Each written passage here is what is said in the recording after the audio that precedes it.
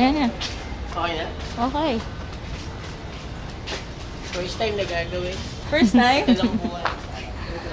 Ba't first time? Ito po ang salary talaga.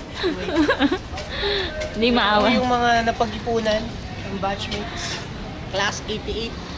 And sinasabi ko na nga ba, the big man is in the house. Ayan po. Ako na naman! Rebes ko!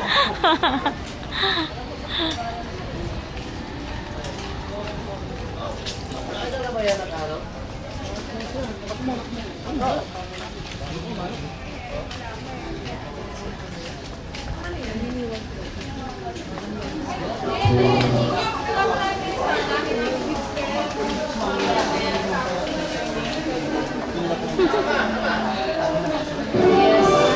Pero pwede ka tapos na dito.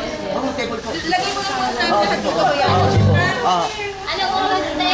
Okay naman ang yan. Sabi ko,